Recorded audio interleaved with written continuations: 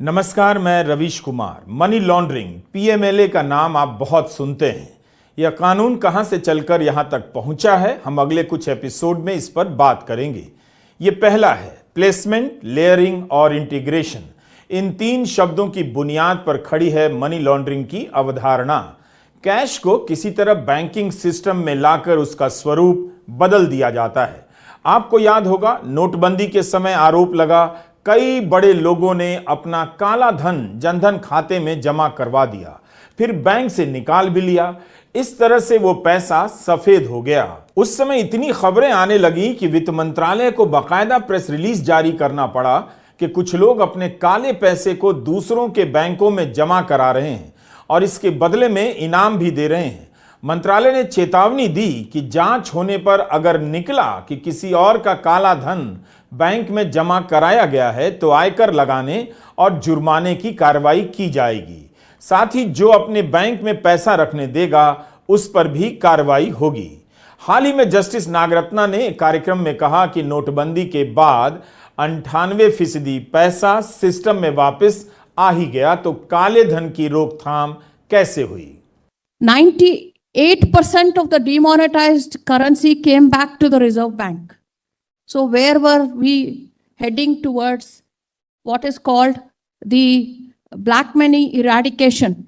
I thought it was a way of converting black money into white money by this demonetization, because firstly 86% of the currency was demonetized and 98% of that currency became white money. Jan Dhan खाते के उदाहरण से आपको placement, layering और integration का कुछ तो अंदाजा हो ही जाता है। प्लेसमेंट में काला धन बैंक में जमा किया जाता है ताकि काले धन को उसके उद्गम से, ओरिजिन से दूर किया जा सके। स्मगलिंग, रिश्वत, ड्रग्स के धंधे या फिर बिजनेस का ही पैसा क्यों ना हो, उसे किसी तरह बैंक में डाल दिया जाता है। इस चरण में अपराधी पर पकड़े जाने का जोखिम सबसे ज्यादा होता है। अलग अलग बैंकों में कई सारे छोटे छोटे बैंक खाते खोले जाते हैं, इसे स्मर्फिंग कहते हैं। इसके अलावा काले धन से ऋण चुकाया जाता है, महंगे निवेश किए जाते हैं, मनी ट्रांसफर और एक्सचेंज में पैसा घुमाया जाता है, विदेशी मुद्रा खरीदी जाती है या बढ़ा चढ़ाकर रसीदें दिखाई जाती हैं। कई तरह से प्लेसमेंट किया जाता है। इसके अलावा पेमेंट और घूसखोरी कैश में भी होती है। प्लेसमेंट के बाद नंबर आता है लेयरिंग का। इसके जरिए काले धन को असल मालिक से दूर करने का खेल शुरू होता है ताकि किसी को पता न चले कि काले धन का असली स्वामी कौन था। बार बार पैसे को अलग अलग बैंक या वित्तीय संस्थाओं में घुमाया जाता है। जैसे ही पैसे को उसके उद्गम से, ओरिजिन से दूर कर दिया जाता है, यानी अब पता न चले कि आया था कहां से और किसका था, फिर खेल शुरू होता है इंटीग्रेशन का। अब इस पैसे को वापस अर्थव्यवस्था में लाया जाता है। कई तरह के खातों से होते हुए यह पैसा वाइट लगने लग जाता है। तरह तरह के बिजनेस दिखाए जाते हैं कि उससे आ रहा है। नकली कंपनियां बन जाती हैं, नकली रसीदें बनाई जाती हैं, संपत्तियां खरीदी जाती हैं, निवेश होता है और एक दिन उस पैसे के दम पर कोई नया कारोबार खड़ा कर दिया जाता है। आपको पता ही नहीं चलेगा कि सामने जो बिजनेस दिख रहा है उसमें लगा पैसा कहां से चलकर आया, कितने तरह के खातों और कंपनियों के नाम और धंधे से गुजरता हुआ सामने के बिजनेस में लगा है। प्लेसमेंट, लेयरिंग और इंटीग्रेशन को समझने के लिए यहां एक और उदाहरण देना जरूरी है। यह केस इंग्लैंड का है, साल है 2017। $250 मिलियन की मनी लॉन्ड्रिंग का मामला पकड़ा जाता है। जांच हुई तो पता चला इंग्लैंड में ड्रग्स बेचा गया है। उसका पैसा कैश में एक एम्बुलेंस में भरकर पेरिस भेजा गया। वहां इसे गिना गया और बूढ़ी औरतें लेकर जाती हैं एंटवर्प। एंटवर्प के ब्लैक मार्केट में इससे सोना खरीदा जाता है। नकली रसीद लेकर कुछ लोग दुबई जाते हैं और सोना बेच देते हैं। सोना बेचकर पैसा फिर से उनके हाथ में आ जाता है और काला धन सफेद होकर दुनिया भर के अलग अलग बैंकों में पहुंच जाता है। ड्रग्स का पैसा किसका था पता करना अब असंभव होने लगता है, लेकिन जिस ड्रग्स से लोगों को तबाह किया गया उसके पैसे से एक दिन एक नया धंधा खड़ा हो जाता है।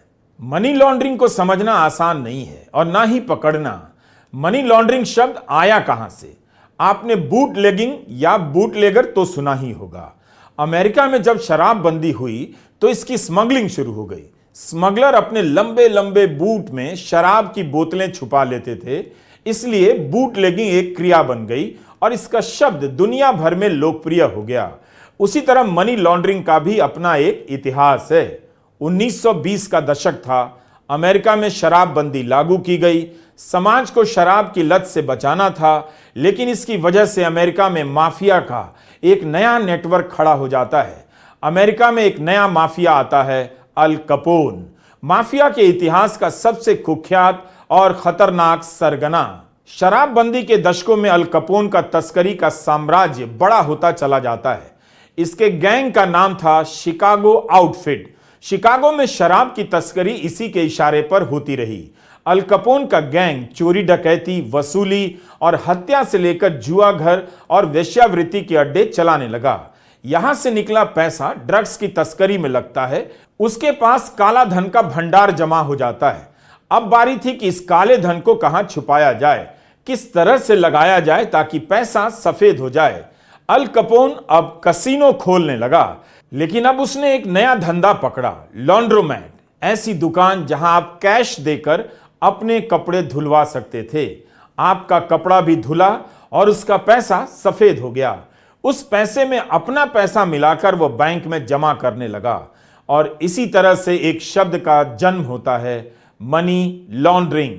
अल कपोन इस शब्द के इतिहास से हमेशा के लिए जुड़ जाता है। माफिया अल कपोन ने कभी बैंक अकाउंट नहीं खोला। अपने पूरे जीवन में उसने सिर्फ एक बार चेक का इस्तेमाल किया। सारा कारोबार कैश में हुआ करता था। अल कपोन के ठिकानों पर खूब छापे पड़ते थे, मगर किसी भी लेन देन में उसका हाथ नहीं पकड़ा जाता। कपोन ने कुछ खरीदा हो, कुछ बेचा हो, इसका रिकॉर्ड मिलना मुश्किल हो जाता था। किसी तरह फोन टैपिंग और गवाहों की मदद से अमेरिकी जांच एजेंसियां उस तक पहुंच पाती हैं और 1932 में अल कपोन गिरफ्तार होता है। टैक्स चोरी के आरोप लगते हैं। उसके बाद अमेरिका और कनाडा के टैक्स चोरी के कानूनों में बदलाव आने लगता है। एक सिस्टम बनता है वॉलेंट्री डिस्क्लोजर का।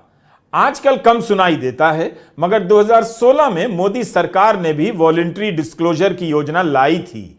आप काला धन बताकर उस पर टैक्स देकर उसे सफेद कर सकते थे और कानून के चंगुल से हमेशा हमेशा के लिए आजादी की गारंटी ले सकते थे।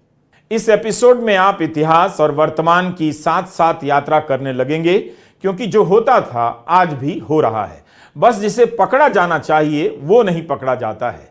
हम मनी लॉन्ड्रिंग शब्द के पैदा होने की परिस्थितियों की बात कर रहे हैं और आपको दिखाना चाहते हैं कि कैसे इस कानून के जरिए भारत के लोकतंत्र से विपक्ष का सफाया किया जाने लगता है। एक खास तरह के आर्थिक अपराध को रोकने के लिए लाया गया मनी लॉन्ड्रिंग कानून, इसके इस्तेमाल से एक नए तरह का राजनीतिक अपराध किया जाने लगता है। शराबबंदी पर थोड़ी बात और कर लेते हैं। बिहार और गुजरात के अखबार उठाकर देख लीजिए। शराबबंदी के कारण शराब की तस्करी से जुड़ी अनेक खबरें आपको पढ़ने के लिए मिल जाएंगी। शराबबंदी के बाद शराब की तस्करी बढ़ जाती है। इसकी चपेट में गरीब लोग भी आते हैं और जेलें भरने लग जाती हैं। लोग नकली शराब से मरते रहे, मगर तस्करी बंद हो गई, ऐसा दावा कोई नहीं कर सकता। अप्रैल 2023 की इंडियन एक्सप्रेस की एक खबर है, शराबबंदी के 7 वर्षों में बिहार में 199 लोगों की मौत नकली शराब पीने से हुई। हूच मामलों की संदिग्ध मौतों को जोड़ दीजिए तो करीब 270 लोगों की मौत हुई, मगर इन 7 वर्षों में एक भी व्यक्ति को सजा नहीं हुई। मार्च 2023 में गुजरात सरकार ने विधानसभा में जानकारी दी कि राज्य में 2 साल में 6,413 करोड़ के नशीले पदार्थ और शराब पकड़ी गई। इसमें 212 करोड़ की अवैध शराब और 6,201 करोड़ के नशीले पदार्थ शामिल हैं। तो कुछ ऐसा ही हो रहा था अमेरिका में। 1919 में अमेरिकी संसद ने देश भर में शराब की बिक्री पर रोक लगा दी। इसके पीछे प्रोटेस्टेंट ईसाई संगठनों और कई दशकों का धार्मिक सुधार आंदोलनों का भी दबाव रहा था। 19वीं सदी यानी 1820-30 के समय में धार्मिक सुधार जोर पकड़ने लगा। अमेरिका में धार्मिक रूप से समाज का शुद्धिकरण होने लगा और शराब पीने को लेकर तरह तरह की नैतिकताएं गढ़ी जाने लगीं। 1800 के आसपास से अमेरिका के गिरजाघरों में शराब ना पीने की प्रतिज्ञा ली जाने लगती है। 1865 में अमेरिकी गृह युद्ध से पहले कई राज्यों ने कानूनी रूप से शराब के विक्रय पर प्रतिबंध लगा दिए, फिर भी शराब बिकती ही रही। 1880 के दशक में अवैध शराब की बोतलों का लंबे लंबे बूट में छिपाकर बेचा जाने लगा। यहीं से बूटलेगिंग शब्द की उत्पत्ति होती है, जिसका इस्तेमाल आज भी होता है। यह शब्द मनी लॉन्ड्रिंग के धंधे से भी जुड़ा है। बस इसके बाद से कनाडा, मैक्सिको, बहामास, क्यूबा से शराब अमेरिका में लाकर बेची जाने लगी। दवा की दुकानों पर चोरी छुपे विस्की भी बिकने लगी। शराब कम हुआ तो दूसरे तरीके का नशा बढ़ा। नकली शराब बिकने लगती है और लोग पैसा बनाने लग जाते हैं। चूंकि ये रात भर में छिपाकर बनाई जाती थी तो इसे मूनशाइन कहा जाने लगता है। शराब और नशे की लत के साथ हफ्ता वसूली, घूसखोरी बढ़ जाती है। जुआ, ड्रग्स का व्यापार, मानव तस्करी की चेन भी पनपने लग जाती है। अलग अलग गैंग में प्रतिस्पर्धा बढ़ने लगी, अपराध बढ़ने लगा, गैंग कई शहरों में विस्तार करने लगे। जाहिर है इन सब में सरकार की नजर से छिपकर पैसा भी घूमने लगा। गैंग वॉर शुरू हो जाता है। 1933 में अमेरिकी सरकार को होश आता है और शराबबंदी हटा ली जाती है, लेकिन तब तक बूटलेगिंग और संगठित अपराधों का साम्राज्य अमेरिका में फैल चुका होता है। इन वर्षों में माफिया अपना पैर जमा लेता है। इस दौर में गैंग माफिया के उदय पर कई फिल्में बनी हैं। हमने सभी फिल्में नहीं देखी हैं, लेकिन सर्च रिजल्ट से आपको कुछ नाम बता रहे हैं। Once upon a time in America, the untouchables, Miller's crossing, the moonshine war आप देख सकते हैं। अब इस जूते को भी देख लीजिए। सोल के नीचे एक और सोल, ताकि जूतों के निशान की जगह गाय के पांव के निशान बन जाएं। इन्हें हाइफर हिल्स कहा जाता था। यह इसलिए किया गया क्योंकि शराबबंदी से बचने के लिए तस्कर चांदनी रात में खेतों में छिपकर नकली शराब बनाने लगे। तस्करों को मूनशाइनर्स कहा जाता था। ये पुलिस से छिपने के लिए ऐसा करते थे ताकि पांव के निशानों के पीछे चलते चलते पुलिस इन तक ना आ जाए। तो जिस कानून को सिस्टम को साफ करने के लिए लाया गया था, वही कानून अमेरिका में एक भयानक गैंग वर्ल्ड की स्थापना कर देता है। पैसे का हेरफेर और इसे सरकार की नजर से छिपाने का तंत्र अब व्यवस्थित हो जाता है। ऐसा नहीं है कि आज सब कुछ सफेद हो गया है, यह सबसे बड़ा झूठ है। ऑनलाइन और डिजिटल पेमेंट के जमाने में भी काला धन उसी अनुपात में पैदा हो रहा है, बस इसके तरीके बदल गए हैं। आपने देखा कि इलेक्टोरल बॉन्ड के फ्रॉड में क्या क्या निकला। भारत के इतिहास में ऐसा कभी नहीं हुआ कि पैसे पर पर्दा डालने के लिए उसी वक्त कानून बना दिया गया जब मोदी सरकार आप आम जनता को समझा रही थी कि डिजिटल पेमेंट कीजिए, हर लेन देन का निशान होना चाहिए ताकि गलत पैसा खत्म हो, काला धन खत्म हो। लेकिन आपको धर्म का डोज देकर सुला दिया गया और कंपनियों से पैसा लेने के लिए सबसे बड़ा पर्दा कानून बना दिया गया, जिसे इलेक्टोरल बॉन्ड कहते हैं। असंवैधानिक और अवैध कहे जाने से पहले इस कानून की आड़ में 20,000 करोड़ रुपए राजनीतिक दलों के खाते में पहुंचा दिए गए। इसका बड़ा हिस्सा करीब 8,000 करोड़ से भी ज्यादा बीजेपी के खाते में गया। असली मनी लॉन्ड्रिंग चंदे के धंधे के रूप में हो रही है। किसी कंपनी के पास इतना पैसा कहां से आता है? वो पैसा किसी और का था या उस कंपनी का ही? आखिर कोई कंपनी 400 करोड़ का चंदा क्यों देगी? कैसे दे सकती है? मुनाफा 12 लाख का और चंदा 100 करोड़। ऐसा बिजनेस कौन करता है? 1 अरब 40 करोड़ की आबादी में किसी का तो दिमाग चल रहा होगा और सोच रहा होगा कि कोई भी कंपनी बीजेपी को 200 करोड़ 300 करोड़ का चंदा क्यों देगी? तब चंदा और क्यों देगी जब आईटी से लेकर ईडी रेड डालेगी। इतनी सी बात अगर लोगों को समझ ना आए तो इसी को कहते हैं राम नाम सत्य हो जाना। हम मनी लॉन्ड्रिंग के इतिहास पर बात करते करते इलेक्टोरल बॉन्ड की बात इसलिए करने लगे क्योंकि जैसा इतिहास है वैसा ही वर्तमान है। फर्क यह है कि तब कानून से बचने के लिए माफिया पैदा हुआ, अब अलग अलग देशों में माफिया ही कानून बना रहे हैं। अभी तक आपने यही जाना कि 1932 में माफिया अल कपोन गिरफ्तार होता है, 1933 में शराबबंदी वापस ली जाती है। थोड़ा फास्ट फॉरवर्ड करते हैं, आते हैं निक्सन के समय में और फिर 1980 के दशक में। हमने आपको बताया कि शराबबंदी के वापस होने तक माफिया और काले धन का नेटवर्क अमेरिका में मजबूत हो गया था। टैक्स चोरी रुक नहीं रही थी। 1969 में राष्ट्रपति निक्सन कहते हैं कि अमेरिका में युवकों में ड्रग्स का प्रकोप फैल रहा है, यह राष्ट्रीय चिंता का मामला बन गया है। निक्सन ने संसद में बयान दिया कि नाबालिगों में ड्रग्स से जुड़ी गिरफ्तारियां और सड़कों पर अपराध दोनों में 7 वर्षों के दौरान काफी बढ़ोतरी हुई है। 2 साल बाद निक्सन वॉर ऑन ड्रग्स घोषित कर देते हैं और कहते हैं कि नशा समाज का दुश्मन नंबर 1 है। 1973 में निक्सन ने ड्रग एनफोर्समेंट एडमिनिस्ट्रेशन DEA का गठन किया। उस समय का अमेरिका अवैध रूप से बेचे जा रहे ड्रग्स की चपेट में आ गया। ड्रग्स के धंधे से जुड़े गैंग अब कार्टेल कहलाने लगे। उनके पास इतना पैसा आ गया कि टापू का टापू खरीदने लगे। कई देश के अपराधी इसमें जुड़ गए।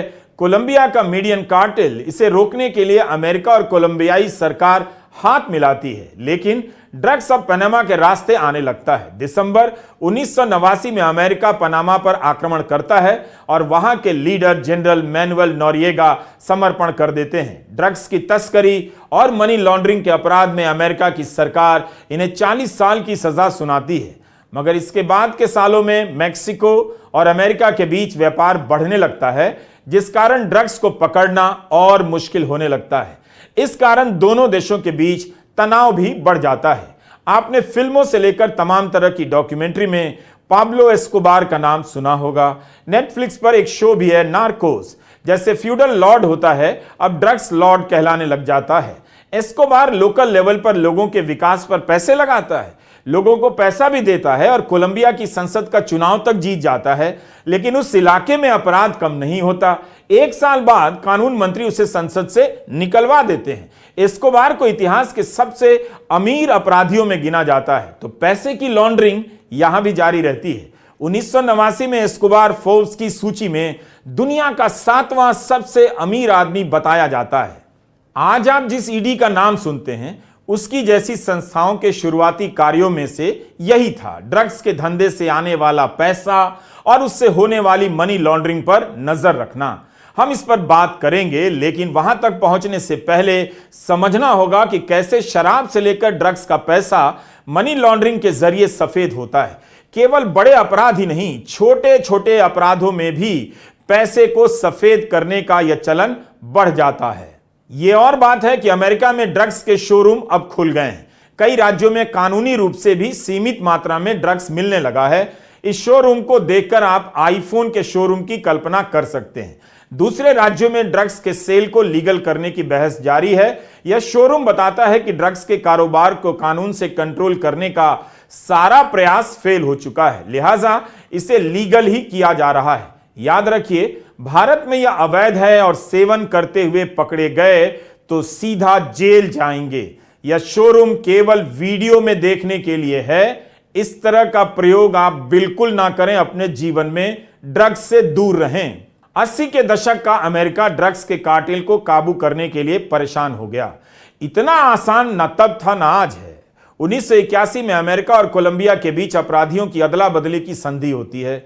इस संधि के बाद ड्रग्स के कुछ तस्करों को अमेरिका भेजा जाता है, लेकिन हिम्मत रखिए, ड्रग्स कार्टेल कोलंबिया के सुप्रीम कोर्ट के जजों को जान से मारने की धमकी देते हैं।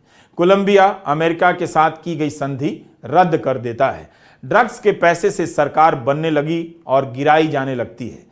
भारत में ऐसा होता है या नहीं, आप इस निष्कर्ष पर इतनी जल्दी ना पहुंचें। धड़ाधड़ इन खबरों को देखते जाइए। दिसंबर 2022 की बात है। लोकसभा में अमित शाह ने कहा कि सरकार ने देश भर में 472 जिलों में नशीले पदार्थों की तस्करी के रूट ट्रैक कर लिए हैं। कोई कितना भी बड़ा अपराधी क्यों ना हो, अगले 2 सालों में जेल के भीतर होगा। उन्होंने जानकारी दी कि 2014 से 22 के बीच 97,000 करोड़ के ड्रग्स पकड़े गए।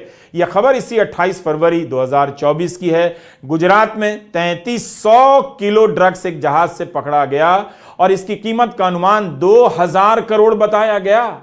2021 में 21,000 करोड़ का ड्रग्स मुंद्रा बंदरगाह पर पकड़ा गया था। इंडियन एक्सप्रेस में नवीद इकबाल ने अगस्त 2023 की अपनी खोजी रिपोर्ट में बताया कि कश्मीर घाटी में नशे की लत तेजी से बढ़ती जा रही है। श्रीनगर के सबसे बड़े नशा मुक्ति केंद्र पर हर 12 मिनट पर एक मरीज आता है। इनमें अधिकतर लोगों को हेरोइन का नशा है और 2019 के मुकाबले 2022 में हेरोइन की जब्ती दुगनी हो चुकी है। 2019 के मुकाबले 60% अधिक लोगों की गिरफ्तारी हुई है। कश्मीर पुलिस के डीजीपी दिलबाग सिंह ने उस समय एक्सप्रेस को बयान दिया था कि यह कश्मीर में मिलिटेंसी के दौर से भी ज्यादा बुरा समय है। मुंद्रा बंदरगाह पर 21,000 करोड़ का ड्रग्स पकड़ा गया। ईडी जांच कर रही है। अंतिम रूप से क्या हुआ कि आप तक जानकारी पहुंची, लेकिन आप मस्त रहिए। धर्म के नाम पर जब राख बचेगी तब उसे अपने बदन पर लपेट लीजिएगा। ईडी को बताना चाहिए कि 10 साल में ड्रग्स से जुड़े मामलों में उसने कितनों को सजा दिलाई, या फिर ड्रग्स का केस छोड़कर ईडी मुख्यमंत्रियों को गिरफ्तार करने में लगा दी गई। ड्रग्स की रोकथाम के लिए नारकोटिक्स ब्यूरो भी काम करता है। 4 मार्च 2024 को अमित शाह कहते हैं, मोदी सरकार ने पिछली सरकारों की तुलना में 30 गुना ज्यादा ड्रग्स पकड़ा है। इसमें भी तारीफ कर ले गए, मगर कोई पूछना भूल गया कि 30 गुना ड्रग्स का कारोबार मोदी के राज में भारत में कैसे फैल गया। यह आंकड़ा सरकारी है। 3 मार्च 2024 का गृह मंत्रालय ने जारी किया है कि 2006 से 13 के दौरान दर्ज मामलों की संख्या 1257 थी, जो 2014 से 23 के दौरान 3 गुना बढ़कर 3,755 हो गई। 2006 से 13 में 1363 गिरफ्तारियां होती हैं और 2014 से 23 की अवधि में इनकी संख्या 4 गुना बढ़कर 5,745 हो जाती है। मोदी सरकार के कार्यकाल के दौरान जब्त की गई ड्रग्स की मात्रा 2 गुना होकर 3.95 लाख किलोग्राम हो गई। 2006 से 13 के दौरान 1.52 लाख किलोग्राम थी। जब्त ड्रग्स की कीमत मोदी सरकार के कार्यकाल के दौरान 30 गुना बढ़कर 22,000 करोड़ रुपए की हो गई। यह 2006-13 की अवधि में 768 करोड़ रुपए थी।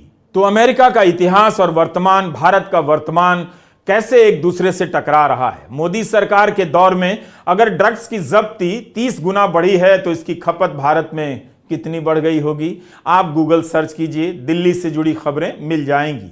ऐसी खबरों को लेकर फिर आपको आज के भारत की सच्चाई का पता चल जाएगा। आपके युवाओं को धर्म का नशा फ्री में और घर बेचकर ड्रग्स का नशा करने की आदत डाल दी गई है। हमने शराबबंदी और ड्रग्स के कारोबार का उदाहरण इसलिए दिया क्योंकि इसी के धंधे में मनी लॉन्ड्रिंग ढंग से की जाती है। इससे देश की सुरक्षा को खतरा भी है और समाज को भी। 1988 नवंबर में संयुक्त राष्ट्र के सम्मेलन में ड्रग्स का भूत दस्तक देता है।